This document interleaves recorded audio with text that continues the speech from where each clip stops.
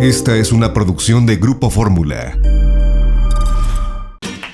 Muy buenas tardes, noches. Saludo con cariño a la auditoría de Telefórmula, que en este momento se enlaza con los trabajos de esta emisión. Agradezco que nos siguen a través de la radio y, por supuesto, las plataformas de internet. Hoy es 12 de octubre, Día Nacional de España. Mandamos una felicitación a todos y a todas los integrantes de la comunidad española que vive en México. Le informo que en las últimas 24 horas nuestro país registró 7,187 nuevos casos de COVID.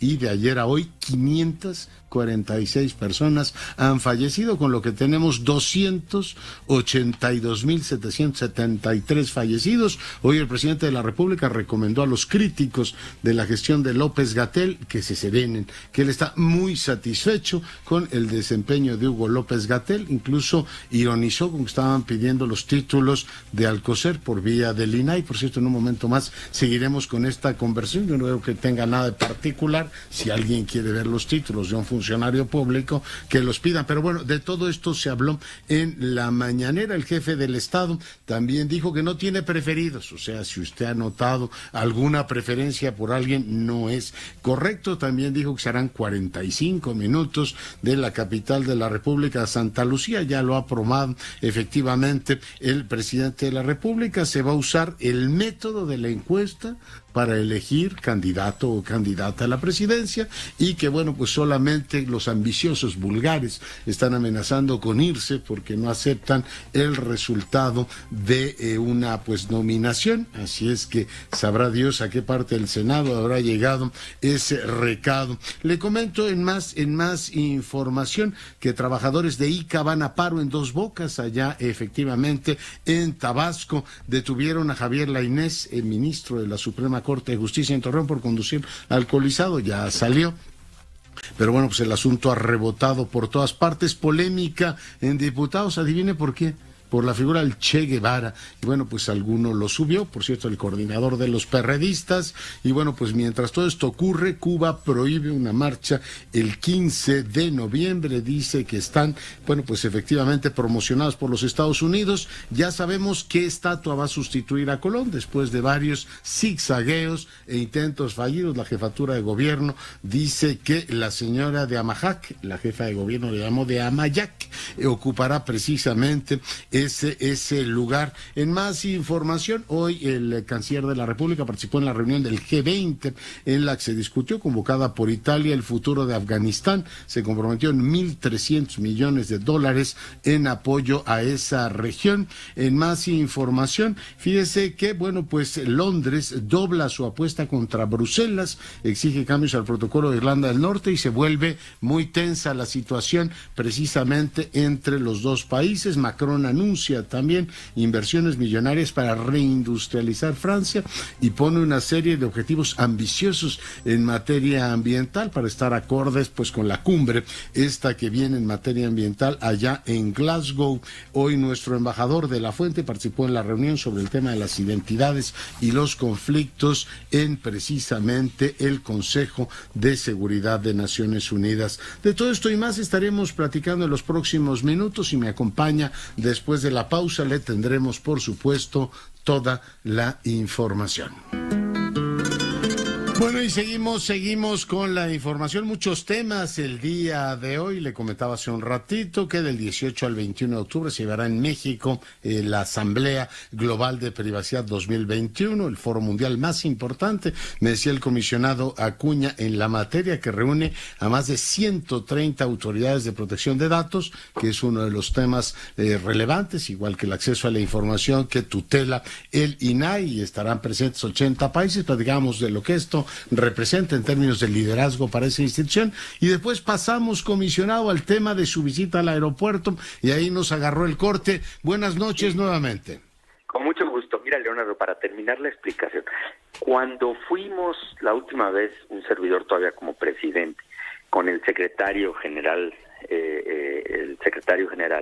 de la Sedena, pues el general Sandoval, yo le dije, oiga, secretario, las solicitudes de acceso a la información han crecido muchísimo a la Sedena, pero hay una razón.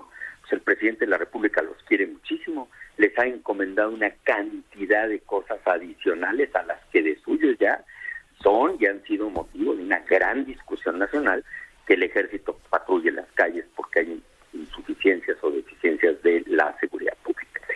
Entonces nos dijo, bueno, pues a mí me gustaría un hombre muy sencillo, muy cortés. Dijo, pues mire, el punto más fuerte es Santa Lucía, el famoso aeropuerto que en ese momento todavía nadie le llamaba Felipe Ángeles, le llamábamos Santa Lucía, la base militar de Santa Lucía. Entonces, hay una parte de las preguntas que tienen que ver con lo que es la base militar de Santa Lucía y lo que sigue siendo y va a seguir siendo un aeropuerto militar. Esa parte, Leonardo, tiene una serie de cobertura legal para que haya elementos de reserva, porque pues son instalaciones estratégicas del país y especialmente del ejército, ¿no? Pero luego está lo que es ahora el aeropuerto comercial, vamos a llamar, internacional. La visita tuvo como sentido, por supuesto, y lo reitero, de ninguna manera es ir a legitimar todo lo que ha sido y parece nebuloso y que sigue siendo cuestionado y que sigue generando polémica nacional hasta internacional, porque indudablemente uno de los temas, por ejemplo, que nos dijeron y que vale la pena que se motive, es que nos preguntamos, oiga, ¿y por qué se dice que se que se desvalijó Texcoco y que se ha vendido o se ha perdido o se ha expoliado toda la enorme inversión que se quedó en Texcoco porque pues se paralizó? Que se dijo, no, nosotros hemos extraído, nos dijeron, 10,000 millones de pesos en acero y en grava y en piedra y en cemento que se ha rescatado de ella, por ejemplo. Entonces, ¿sabe qué le digo? Oiga, ¿por qué no lo han puesto en un micrositio para que todo el mundo que tiene dudas, que todos tenemos, las colmemos y deje de haber solicitudes que luego ustedes batean o contestan mal y luego nos obligan a ir a darles coscorrones cada vez que resolvemos, porque en eso hemos sido de verdad persistentes? Ahí están todos los datos, cómo los hemos obligado a modificar y a revocar casi todo lo que les ha pedido la gente, a los que les han contestado bajo la solución de cuentagotas o de poco a poco. Yo te puedo decir que las expresiones que hicimos en genérico fueron de exigencia, fueron mucho tiempo y durante el recorrido. Sí te puedo decir que nos esperábamos algo mucho menor a lo que vimos. Sí te puedo decir que nos dijeron que se hicieron con economías muchísimas cosas, incluso un museo que de verdad es interesante conocer. Yo todo eso no lo dudo y creo que es una obra que se va a terminar a tiempo, cosa absolutamente inusual en este país, y mi concepto del ejército es muy bueno. Lo que no entiendo es qué hacen los representantes del órgano autónomo del Estado ponderando la obra pública emblemática de este gobierno. Es decir, como cuerpo me resulta que cada uno de ustedes en lo individual hayan ido y hayan quedado deslumbrados de la ingeniería nacional, militar, bien, pero que un cuerpo entero del Estado vaya a eso, pues no sé, digo, me pareció sorprendente, comisionado.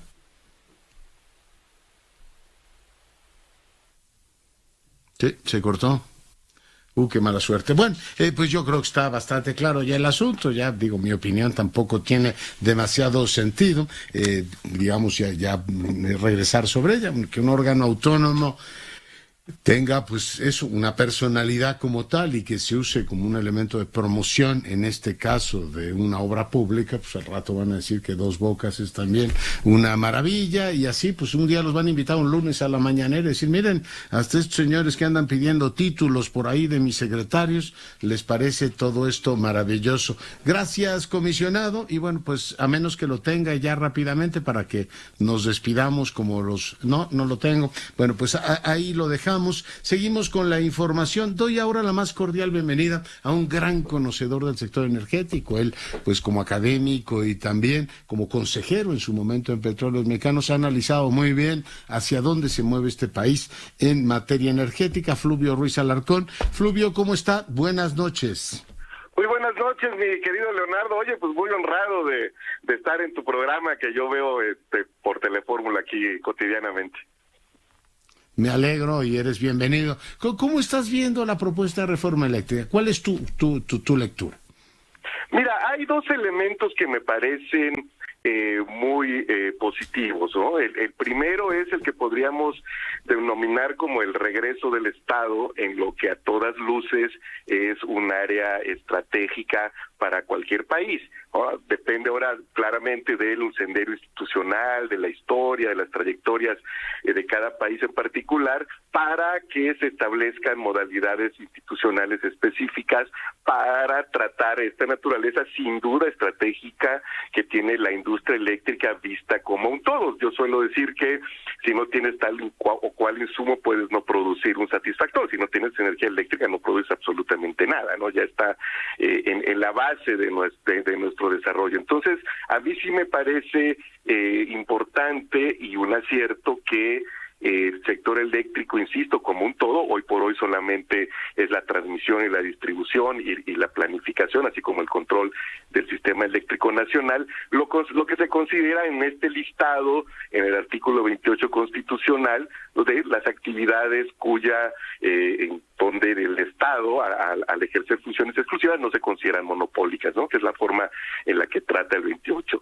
Otro punto que también me parece relevante es que se le dé una responsabilidad al Estado en la transición energética, lo cual ocurre prácticamente en todo el mundo. Ha sido la conducción, insisto, más allá de modalidades específicas que pueda haber en cada país, pues de la transición energética es una responsabilidad estatal. Recordemos que en el caso de la reforma energética de 2013, esta se dejó fundamentalmente en las reglas del mercado. De hecho, la ley de la industria eléctrica, donde se definieron las modalidades de participación de la industria privada, se aprobó en el paquete, ¿no?, de la legislación secundaria de la reforma en agosto de 2014, y la ley de transición energética tuvo que esperar un poco más de un año para ser aprobado, de tal suerte que las modalidades para impulsar las energías renovables quedaron supeditadas al mercado, ¿no? Yo diría que esos son los dos aspectos más importantes y que sin duda, desde mi perspectiva, son muy positivas en la iniciativa. Ya. ¿Hay posibilidades de suponer que una empresa que pierde el carácter de empresa productiva del Estado pueda tener los incentivos para ser más eficiente? Resulta paradójico para los usuarios y quienes observamos desde fuera que digan, oiga, perdíamos mercados porque los otros eran más eficientes, porque daban energía más barata y energía más limpia. Bueno, se pregunta uno, ¿el que cambie la ley obliga o genera algún incentivo para que esas empresas del Estado no se burocraticen, no estén, digamos, no se burocraticen, Fluvio? Mira, por eso es importante el que la transición energética se confiera al Estado. Evidentemente, hay que decirlo, el costo de generación total de la CFE es mayor porque pues, la CFE tiene en la bolsa o bajo su jurisdicción, bajo su manejo, pues todas las plantas que se han construido en el país desde que se empezó la electrificación de México, ¿no? Entonces, no es un tema, porque a veces me parece que se resalta como una ineficiencia de la empresa como tal, cuando, si tienes en tu seno hasta la histórica presa de Necaxa, donde empezó el fútbol profesional en México, pues claramente, como promedio, tus costos van a ser mayores. A mí me parece que sí va a depender mucho de la digamos, de la actividad social. Hay ejemplos, el francés es el más emblemático, ¿no?, donde tienes una empresa como Electricidad de Francia, que es completamente pública y es probablemente la mejor empresa eléctrica del mundo. Nadie le compite a Electricidad de Francia, no porque no quieran, las directivas europeas son muy liberales, pero hablando de fútbol, pues Francia también ha sido campeona del mundo y nosotros no. O sea, no se ha demostrado todavía que tengamos una empresa pública de clase mundial. Así es, eso es cierto, ¿no? Pero tampoco creo que sea una fatalidad que tengamos una que sea ineficiente. No, lo que sí es cierto, y creo que ojalá se dé en el debate, ojalá haya un debate, yo digo, sereno, franco, informado, ¿no? Que no termine en este intercambio de epítetos, porque sí tenemos que dilucidar finalmente cómo debe ser de entrada la planificación del Estado para impulsar el crecimiento del sector eléctrico, que por supuesto tiene que seguir creciendo, ¿no?, socializando equitativamente los costos de este crecimiento, mejorando la eficiencia de los procesos de generación, ¿no?, propiciando mayor racionalidad en el patrón de consumo también, y sustituyendo por supuesto los combustibles menos eficientes y más contaminantes para incrementar la presencia de fuentes renovables de energía. Yo esperaría que eso tuviera, digamos, se concretara en un debate rumbo a la legislación secundaria. En un debate constitucional podría quizás ser demasiado detalle, pero sí para darle sentido a esta responsabilidad estatal de la transición. Si no, ya hay que decirlo, va a quedar en poesía como muchos aspectos de la Constitución, que por supuesto que son positivos, pero que después no se aterrizan adecuadamente, ¿no? Y también tiene problemas, yo veo derecho a los servicios médicos, exacto, educación de calidad, dice, vaya y reclama. Oye, el otro punto que tampoco me queda del todo claro es si es buena idea o no atar la reforma a la idea de que va a haber pues incrementos de los precios por debajo de la inflación. Yo no sé si una empresa que tiene vocación, digamos, de ser más productiva puede prometerle eso a sus usuarios, o si esas decisiones deberían estar más bien del lado de Hacienda, diciendo, a ver, caso de que suban mucho, subvencionamos a los menos favorecidos. En fin, ¿cómo resolver ese nudo, Fluvio? Sí, mira, en eso tienes toda la razón. Es justamente uno de los problemas que yo veo en la iniciativa, porque prometer eso fue el equivalente. Por eso es que al final de cuentas tuvo tan poca legitimidad social la reforma eléctrica, porque se hicieron promesas que no se podían, la de 2013 quiero decir, que no se podían sostener. Si recuerdas, en la exposición de motivos se decía que el gas natural iba a bajar y entonces las tarifas eléctricas, como si México fijara los precios del gas natural y no como ocurre en realidad que los tome. Y recordemos que en el costo de producción 70-80% tiene que ver con el precio de los combustibles, y en México tenemos una matriz donde ya el elemento más importante es el gas natural, y entonces si se mantiene este aumento que hemos visto en los últimos meses del gas natural, lo que ya triplica el que había, el precio por millón de BTU que había hace un año en nuestro mercado de referencia, que es el sur de Texas, pues esta promesa o esta camisa de fuerza puede terminar dañando de entrada las finanzas de la propia comisión y, por supuesto, abriendo un boquete en las finanzas públicas. Creo que aquí es justamente donde tiene que haber una mayor racionalidad en el discurso, porque si no se vuelve insostenible o la promesa o, peor aún, las finanzas públicas. Que es ahí un tema importantísimo. Pues, Fluvio, muy agradecido por tu tiempo y estamos pendientísimos. Claro que sí, te agradezco mucho, Leonardo, y ojalá volvamos a platicar.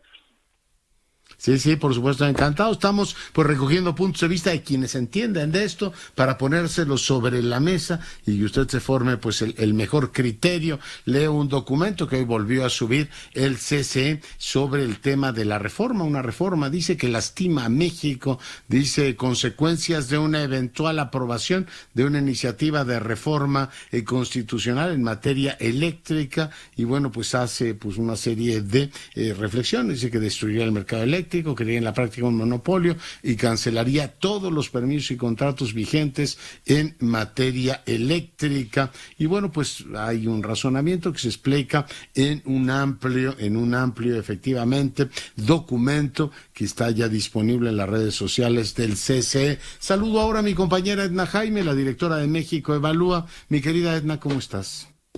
Hola, Leonardo, me da mucho gusto verte como cada martes. Muy buenas noches. A mí también. ¿Qué tema abordamos esta semana, Edna? Leonardo, quiero hablar sobre patriotismo y reforma energética.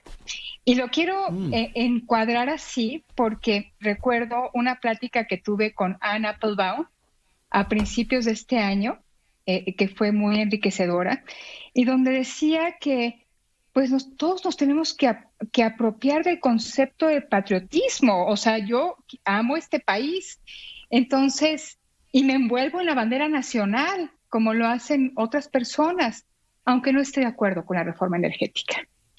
Y creo que hay argumentos muy, muy sólidos, Leonardo. Decirte que no somos improvisados en México Evalúa en este tema. Llevamos ya muchos años tratando de ver cómo fortalecemos a las empresas productivas del Estado.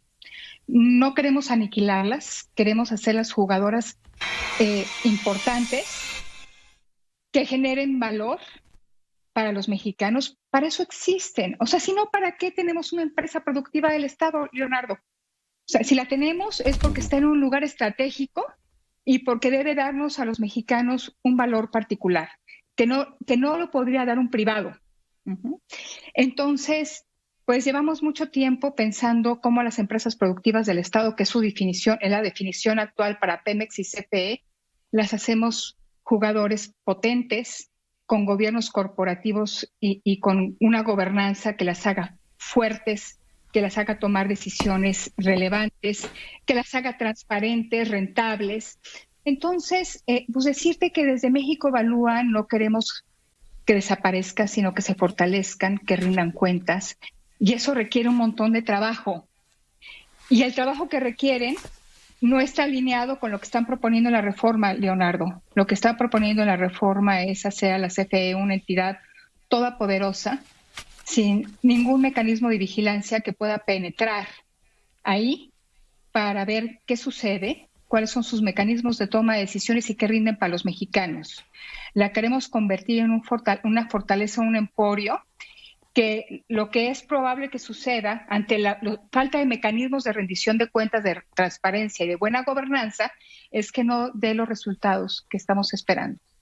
Y también, Leonardo, hicimos este índice de transparencia de empresas productivas del Estado, el mapa de vigilancia, fue nuestra segunda publicación. Las empresas productivas del Estado no son buenas ni productivas por ser del Estado. Necesitan ser vigiladas. Hay un ecosistema de instituciones que las vigila en la definición que tienen ahora, que concluimos con los 2 estudios que falta mucho por construir. No podemos decir que llegamos al lugar deseado, estamos apenas en el punto de partida, pero empresas productivas buenas que reditúen a los mexicanos requieren un montón de condiciones y es lo que hemos estado promoviendo. Número 2, Leonardo, queremos mercados. Y cuando afirmamos que queremos mercados porque queremos competencia y porque queremos que los mercados generen pues, el mejor resultado para todos, esto no quiere decir que el Estado se retraiga. Quiere decir que participa de maneras bien complejas y sofisticadas. Si tenemos buenos reguladores, los reguladores son parte del Estado mexicano. O sea, cuando hablan de recuperar la soberanía, pues la soberanía en la regulación está en estas entidades que son instituciones del Estado mexicano. No son subsidiarias, no son apéndices de empresas privadas. Su concepción es que son representantes del Estado mexicano que ante la conformación de un nuevo mercado, como es el mercado de hidrocarburos o el mercado eléctrico, van a jugar el rol. Ahí va a estar la autoridad del Estado representada haciendo pareja la cancha, o sea, poniendo una cancha donde todos los jugadores puedan jugar con certeza, Leonardo. Eso es lo que hace un Estado moderno. Esa es autoridad de Estado y no otra cosa. Que no me digan que la autoridad del Estado y la soberanía del Estado se representa con un elefante blanco, con una empresota cerrada, fuera del escrutinio de cualquier instancia pública, social. No, la autoridad se ejerce a través de mercados y su regulación. Es bien bonito y es bien difícil. Por eso no es común encontrar mercados eléctricos bien regulados. Pienso que la reforma eléctrica en su diseño pues está muy bien hecha. Su implementación no te puedo decir, Leonardo, pero sí pensó en cómo el Estado mexicano podía estar ejerciendo su autoridad a través de instituciones de Estado que están integrados por representantes en los que interviene la Presidencia de la República, el Legislativo. No surgen de manera espontánea como los hongos. Se crean y son parte del Estado mexicano a través del cual ejerce su autoridad en mercados. Entonces, pues creo que sería, siendo patrióticos, como las contrapartes que dicen que solo ellos pueden abandonar el amor por este país, pues decirte que estas formas de intervención del Estado en la regulación de mercados son bien, bien importantes. En esto también hemos estado involucrados, Leonardo, y Y bueno, decirte que pues a través de empresas productivas, el estudio que hemos hecho a través de empresas productivas, el tratar de evaluar a los entes reguladores, es donde queríamos tener una aportación para fortalecer al sector energético mexicano para que cumpla funciones bien importantes. No queremos una empresa toda poderosa per se. Queremos cumplir algunos objetivos. Entonces, creo que la discusión debe estar centrada en eso. ¿Qué queremos? Queremos energía suficiente. Queremos energía de la que pueda disponer todo mexicano. O sea, la pobreza energética de este país, hay mexicanos que no acceden a este bien público o este bien. ¿Qué queremos? Energías que nos cuesten cada vez menos para hacer al país competitivo y para que los consumidores tengamos pues nuestro ingreso disponible, que no tengamos que poner una mayor cantidad en un bien básico como es la energía. Necesitamos empresas que puedan ser competitivas a través de energía barata, necesitamos atraer inversión, queremos transitar hacia energías que no contaminen. Esa es la discusión. ¿Cómo lograrlo? Pues como he venido argumentando, pues desde México Evalúa creemos que es a través de mercados, la creación de un mercado, y que es a través de empresas productivas que funcionen y que sean un jugador más. Y pues esta es la postura. Hicimos un análisis preliminar de lo que presentó el Ejecutivo ante el Congreso. Tenemos por lo menos 18 repercusiones negativas de lo que se está planteando, Leonardo, en términos de transición energética, de precio de energía, de energías limpias, de lo que va a costar en términos de finanzas públicas. Si producimos energías caras y no tenemos que repercuta en los hogares, pues vamos a tener que subsidiarla, y eso cuesta y eso tiene un costo de oportunidad. Entonces, pues este es como el panorama que vemos, Leonardo, claro, y lo que vamos a estar defendiendo y lo que vamos a estar postulando en el debate abierto sobre este tema. Oye, pues muy interesante, por supuesto, y doy fe que lo han trabajado todo este tiempo. A mí me parece, ya no diré poco hospitalario para iniciar un debate parlamentario público, decir, los que se opongan son traidores a la patria. De entrada, yo sigo creyendo, no sé si fue Berlín o quien dijo eso, el nacionalismo es el último refugio de los malandrines. Cuando pierdes un debate político es que usted no es un buen patriota. No, ¿quiere debatir conmigo o quiere decirme que usted tiene la razón y usted tiene el monopolio de la patria? Ojo, desde los romanos sabemos que los que se apropian de la salvación de la patria, Dios nos libre de todos ellos. Pero lo segundo es la construcción de lo público, Edna, que creo que nos falla mucho en este país. Esta idea de que hay un prejuicio en contra de lo público, yo creo que es un error gravísimo del gobierno. Yo creo que si tú vas y le preguntas a la gente qué opina del CIDE, te dice es una maravilla de institución. Por cierto, me preocupó hoy, Edna, amigos, por eso hacía el comentario, oír a Javier Aparicio en entrevista con Denise Merkel diciendo, oye, ¿no estás preocupado por estar haciendo críticas al CIDE o a CONACYT? Si vas y le preguntas a la gente qué opina de la UNAM, qué opina del Colegio de México, qué opina efectivamente de la Marina de este país, la Armada de México, qué opina del INE, qué opina del Servicio Exterior de este país, la gente te va a decir que está en muchos sentidos orgullosa. Si vas y le preguntas qué opinas de Pemex, pues te dirá, es un pozo sin fondo, gasolinerías que te robaban, mal servicio. Si preguntas de correos, te van a decir, mejor me voy a una mensajería pública. Si me puedo operar en un hospital privado en vez de un público, la gente lo preferiría. Y ya no te cuento de las policías. La gente distingue que hay una parte de lo público que funciona y hay otra parte de lo público que no ha funcionado. Si sigo tu razonamiento, lo que queremos es tener empresas que sí funcionen y no te reproduzcan todos los atavismos que he descrito en estas empresas que no tienen crédito público, Edna. Leonardo, porque las empresas públicas que no funcionan, sobre todo en un sector tan importante, tienen implicaciones. En los correos es que tu carta no llegue o que tarde meses. Aquí tiene implicaciones más directas. ¿Tienes o no electricidad a precios accesibles? ¿Tienes energía limpia o no tienes energía limpia? ¿Tienes una empresa productiva del Estado que está generando valor para ti o no? O sea, si hacemos un cuestionario con cosas muy sencillas, ¿lo respondemos o no lo respondemos, Leonardo? Sí, claro. Lo respondemos, Edna, nos suena la campana. Te mando un abrazo, Leonardo. cuídate. Yo también. Hola, estamos...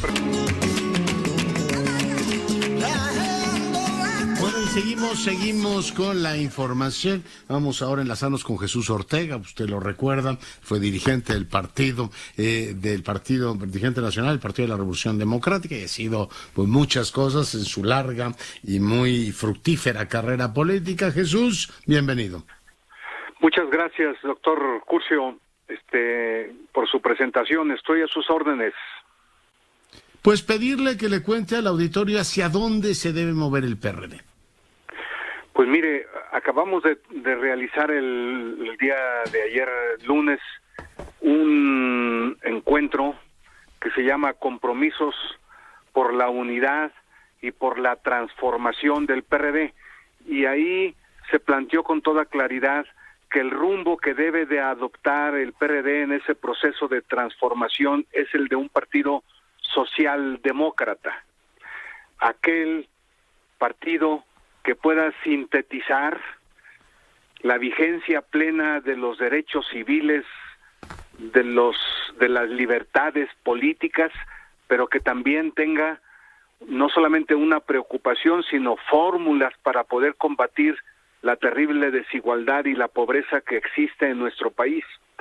Un partido socialdemócrata que luche por instalar en México una verdadera república y que rechace cualquier forma de autoritarismo, de caudillismo, de autocracia. Un partido que sea feminista en el sentido más profundo de la palabra, como apenas lo acaba de definir un Congreso Nacional del PRD, es decir, que si la izquierda democrática lucha por la igualdad, no solo es por la igualdad social, sino también por la igualdad jurídica, para extirpar de México cualquier forma de discriminación, incluida la discriminación por razones de género. Un PRD que se consolida en su ánimo de una nación soberana, pero que no se resguarda en el viejo nacionalismo chauvinista del régimen de partido de Estado. No regresemos al nacionalismo revolucionario del viejo régimen, sino abrámonos al mundo, seamos un país cosmopolita y un país internacionalista. Ese es el rumbo que buscamos Corren buenos ahora. tiempos. Corres buenos tiempos, Jesús, para la socialdemocracia, después de esta oleada populista de derechas y de izquierdas que han arrasado incluso en países europeos las fórmulas socialdemócratas. Ahora los ve uno resurgir, por ejemplo en Alemania lo hemos visto de una manera muy clara, en Italia viene un avance nuevamente del Partido Democrático, a su manera también en los Estados Unidos el triunfo de Biden es el triunfo de esta izquierda que cree en estos valores. En fin, ¿corren mejores tiempos para la socialdemocracia o seguimos todavía en el vendaval populista? Todavía no ha terminado el vendaval populista, porque lo observamos en algunos países de Europa, de Latinoamérica y de Asia, y particularmente en México. Está muy presente este populismo conservador y reaccionario en el gobierno de López Obrador, pero también se observa un agotamiento de esos regímenes autoritarios, de esos regímenes populistas, como ya lo observamos en algunos países que ha mencionado usted, doctor. Y yo creo que si bien en Europa hubo un tiempo en que se hablaba del agotamiento de la socialdemocracia, eso se decía porque en cierto modo el programa de la socialdemocracia fue cumplido en Europa Central, en Europa Occidental y en la Europa del Norte, pero en América Latina estamos muy lejos, ya no digo de cumplir con un programa socialdemócrata, sino siquiera de tener algunos rasgos fundamentales de esta teoría política. Y yo creo que en América Latina la alternativa es como es la fusión de los principios liberales, fundamentalmente las libertades, los derechos civiles, la economía de mercado, pero acotada por un Estado rector y un Estado regulador, y al mismo tiempo una economía y un desarrollo que garantice combate a la pobreza y que garantice mejores condiciones para bienestar hacia el conjunto de la población. Esa fusión de dos grandes fuentes del pensamiento, el liberalismo y la izquierda, pero la izquierda democrática, me parece que son la alternativa en países latinoamericanos y especialmente en nuestro país. En México no va a tener ya utilidad alguna los regímenes autoritarios, las autocracias, ya no va a tener ninguna utilidad para el desarrollo un gobierno de partido de Estado o de partido hegemónico, sino lo que tiene verdadera posibilidad de salir adelante es una república democrática, desde luego de equilibrio de poderes, una república que distribuya el poder, no que lo concentre en un solo individuo. Bueno, pues estos elementos hemos tomado en cuenta para perfilar al PRD hacia consolidarse como un partido representativo de una socialdemocracia del siglo XXI y en América Latina y particularmente en México, doctor. Muy bien, pues Jesús Ortega, como siempre, un enorme gusto tenerlo con nosotros. Muchas gracias, doctor, igualmente estoy a sus órdenes. Gracias. Bueno, pues ahí lo tiene Jesús Ortega, uno de los miembros más distinguidos del PRD, en su momento dirigente de ese partido. Les recuerdo que en 2006 fue el coordinador de la campaña de Andrés Manuel López Obrador, una larga trayectoria en la izquierda mexicana. Y bueno, pues ahí está el perfil hacia allá, se quiere mover el PRD. Maru Rojas, menudo agarrón que se dieron hoy por el Che Guevara. ¿Quién lo hubiese dicho? Adelante. ¿Socialdemocracia o populismo, doctor? No sé, aquí que quepa, porque tenemos a grandes próceres en nuestro país que no son recordados en tribuna, ni su nacimiento ni su muerte, y hoy fueron los 40 años de la muerte del Che Guevara, y vaya que los socialdemócratas sí tomaron la tribuna, Luis Enrique Cházaro del PRD, Noroña, pero también por ahí salvó el discurso un Gabriel Cuadri que fue excelente en este sentido. Le voy a resumir rápido lo que sucede con los tres partidos que conforman la Alianza por México desde anoche a hoy. Se reunieron en la sede del PRI para ponerse de acuerdo en lo electoral. Parece que solamente Oaxaca por ahí no quedan de acuerdo en ir juntos. El resto de las elecciones del próximo año van en alianza, eso ya lo anunciaron, y estarán próximos a dar a conocer su propuesta alterna de presupuesto, que tiene que ser considerada junto con el presupuesto que presentó el gobierno federal, pero donde sí hoy están todos de acuerdo, PRI, PAN y PRD, es en no aceptar la propuesta del SAT para que los jóvenes que van llegando a la mayoría de edad se conviertan en deudores del fisco o automáticamente con el CURP ingresen al RFC del SAT. Hoy el presidente de la mesa directiva aquí en San Lázaro, Sergio Gutiérrez Luna, lo que sí anunció es que el lunes se estaría aprobando esta ley de ingresos, así lo dijo. Es posible, evidentemente, hasta el mismo lunes pudiera ser. Entonces, ¿qué queremos nosotros? Que sea antes, evidentemente, pero privilegiando siempre el diálogo. En la medida en que haya mayor diálogo y sin meterle prisa, es en la medida que saldrá más fortalecida o legitimada la ley de ingresos que aprobemos.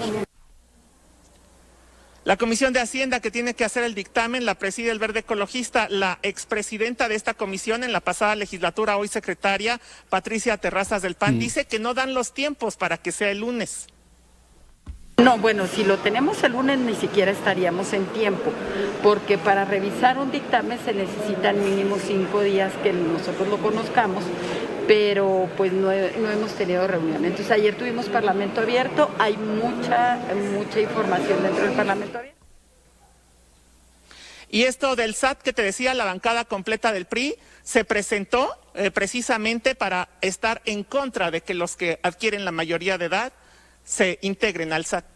En cuanto a estudiantes, por ejemplo, que reciben transferencias y que de algún momento están explicadas dentro de las cuentas y la contribución de los padres, pero incluso también generaría temas en el caso de parejas, donde hay transferencias entre cónyuges y donde no necesariamente la esposa forma parte del padrón de contribución fiscal si es que no es un agente económicamente activo desde el punto de vista de ingresos.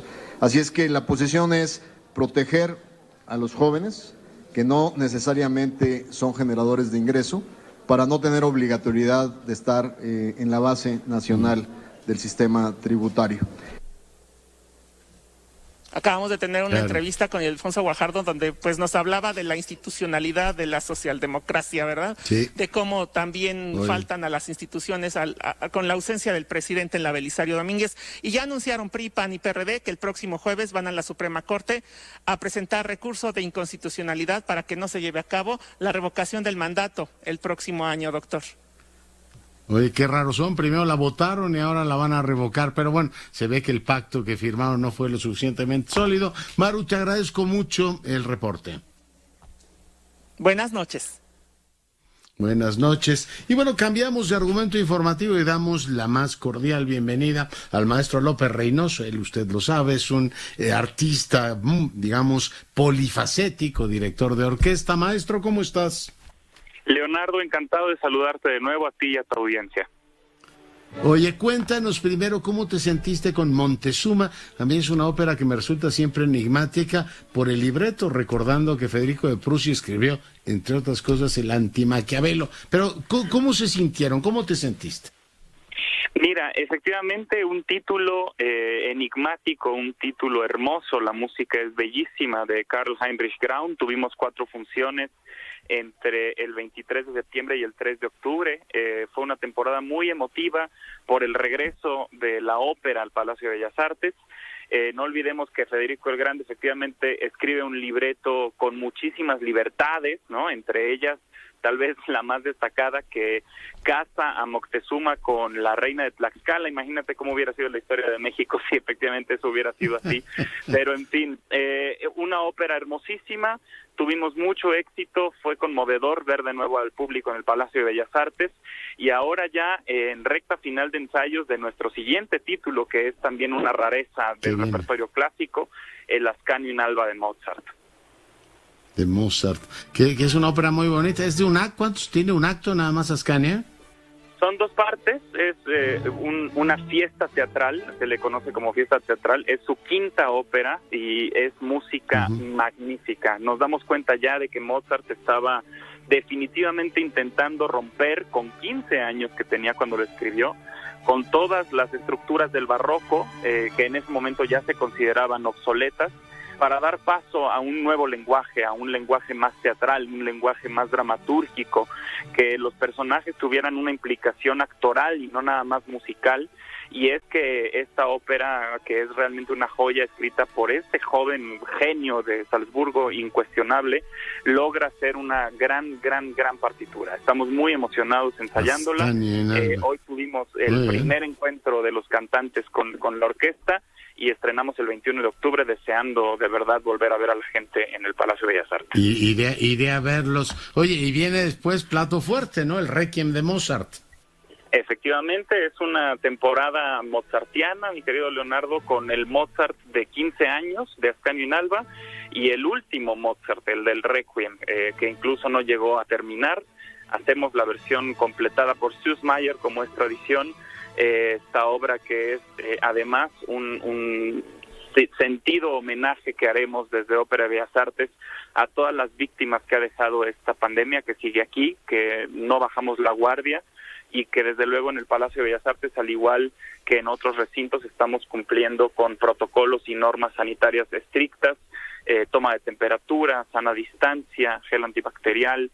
En el escenario también tenemos una orquesta reducida, un coro compacto, y estamos cuidando la salud de todos los involucrados y también de todos los que vayan a vernos al espectáculo. ¿Y el Requiem solo va a ser un día? Así es, una única función el domingo 31 de octubre a las 5 de la tarde.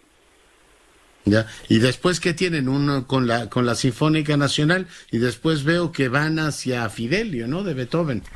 Así es, voy a participar como director huésped de la Orquesta Sinfónica Nacional el 28 de noviembre en un concierto especial, puesto que será además mi debut cantando en el Palacio de Bellas Artes. Voy a cantar y dirigir simultáneamente el Stabat Mater de Vivaldi para alto y orquesta.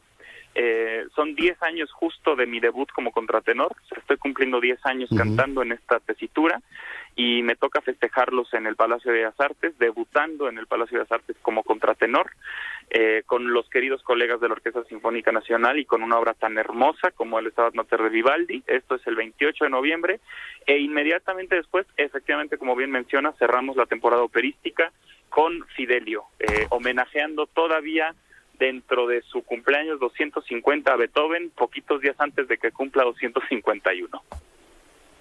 Todo diciembre tenemos Fidelio, y bueno, pues cerraremos con el oratorio de Navidad de Saint-Saëns, también una maravilla.